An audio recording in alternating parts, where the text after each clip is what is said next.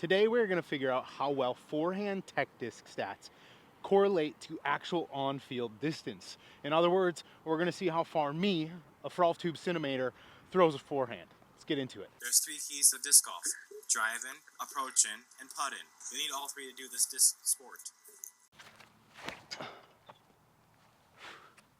What do we got right off the bat? 64 miles an hour, 863 spin. We're gonna try and pump this thing closer to 70 and then closer to like the mid 900s for speed. We're gonna throw, I don't know, 5 to 10 tech disc ones here, get our average, and then we're gonna hit the field. Oh, that felt good. I'm gonna have the stats up on the screen so you can see them, but 65 speed, 917 spin, little nose up, little hyzer. That's usually about how I have it. Oof. 65, 891 spin. Yeah, looks like we're sitting right around the mid 60s, right around 900, give or take, for the spin. It's telling me I'm throwing these 366 feet. I don't know if that's accurate or not, and I guess that's what we're trying to figure out today. I'm gonna try and smack one a little higher on a little bit of anhyzer, as that's usually like the furthest reading you're gonna get.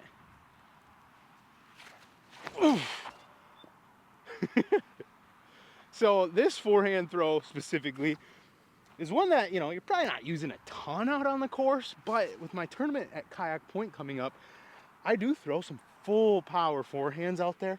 And if I can dial them in, it could get me some big time bonus birdies, that is for sure. 65, 895. Yeah, so that one went a little further. It definitely shows 376, 65 speed, 895. I want to hit, we're gonna smack that shit out of one.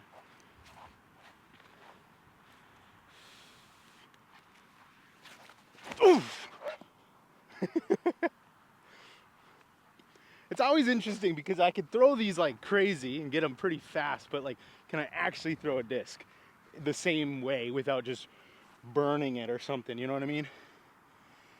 There we go, 66 miles an hour, 948 spin. Somehow it still only says it's going 355. That's the interesting part to me, is I don't know how it like correlates for the distance. It just feels like these would be going further, because I know I can throw a forehand further than that. I want to get one to 1,000 RPMs. Let's see if we can do that. Ooh. That one might work. Shout out to Blitz Disc Golf. He's letting me borrow this. If you're interested in any tech disc stuff, I'll have his affiliate link down below. What do we got? Less spin, damn it, but more speed. 68 speed, 908 spin. That one went 405 feet. So I'm working with 2 different grips right now. I'd say my control grip is kind of something like this, and then a little more power. All I'm doing is curling the fingers a little more so that it's more of like a, I don't know, instead of laying flat, it's just curled, and I'm getting a little more like push with it, I guess. I don't know. Ooh. That one felt like a smack. 65, 918. Man, I'm a little low on what I thought I'd be hitting, not gonna lie. Boom! What do we got? 68, there we go. 68 mile an hour, 954 RPMs, 485 footer right there, 20 degrees of hyzer. We'll take that. That's a pretty good little smack. I want to hit another 1,000 RPM, 70 plus mile an hour though. Oof. 69.2, 967 spin. That one's good. If I would have thrown it higher, I think it would have went further. That one said 435 feet, but at the highest apex was 39. I do enjoy the days when I actually warm up and like progressively throw harder and harder, and can actually throw these power forehands, because I do this sometimes and I don't warm up, and then it's not, don't do that, guys. Oof. That felt good. Felt really good. 67, 8, 9, come on. All right, one more. One more, come on.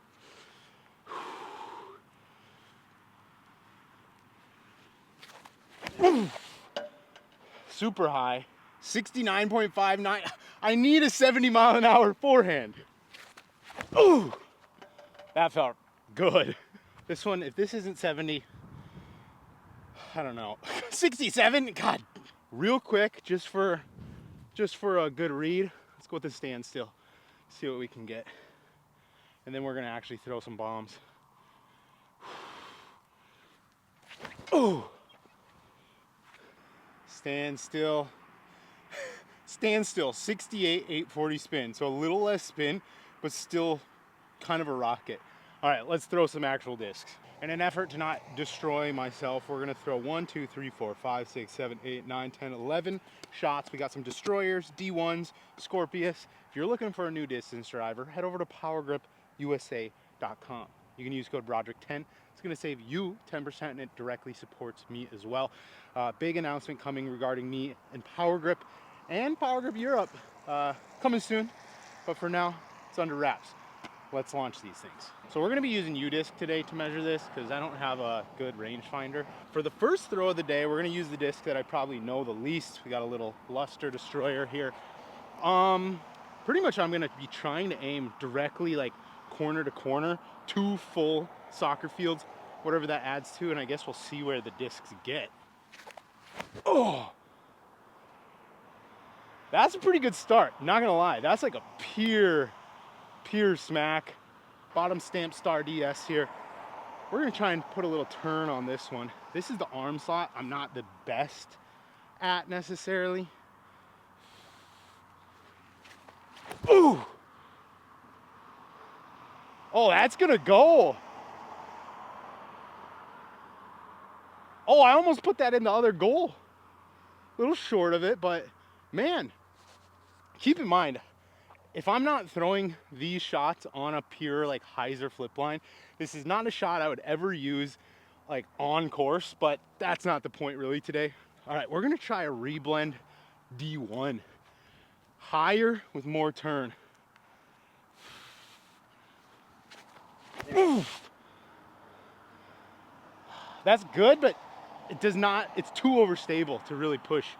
That went shorter than just that pure hyzer luster destroyer. This is the disc that I bag. This is my slightly beat in, star destroyer.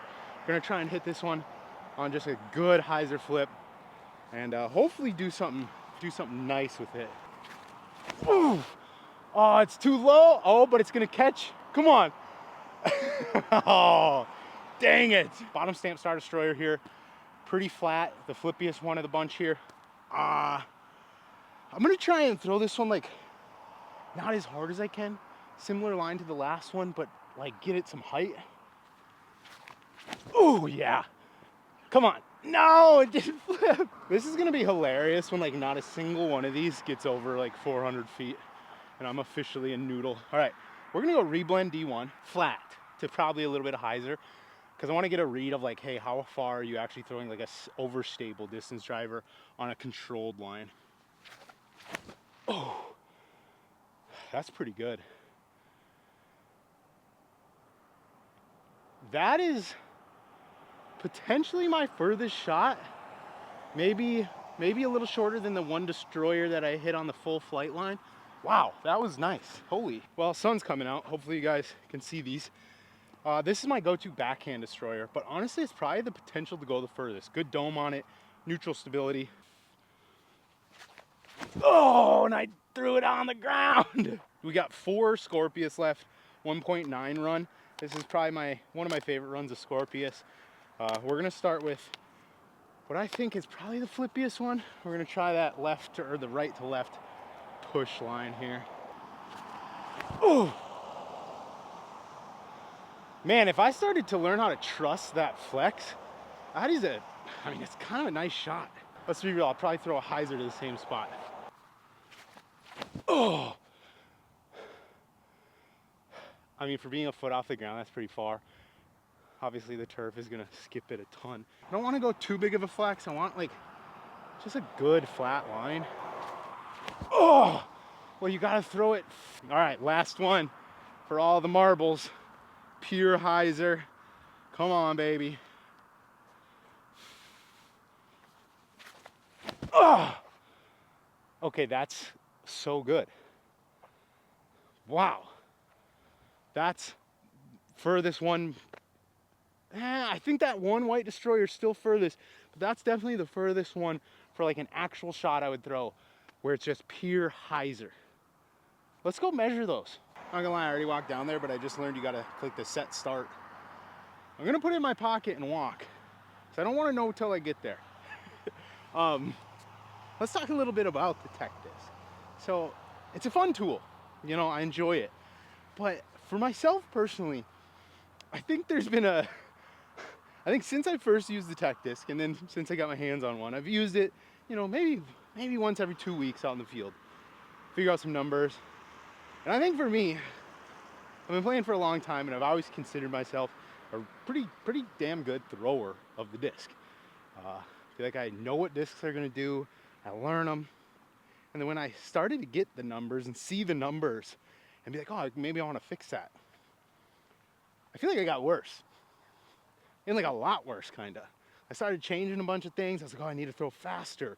But before the tech disc, I thought I threw pretty far. And then after the tech disc, I was like, wow, I actually don't throw far. And then I feel like mentally, it made me think I was much worse at throwing than I actually was. The only thing it like justified for me was that I had a pretty good spin rate. And I was like, oh, okay, that's good. I kind of always assumed that.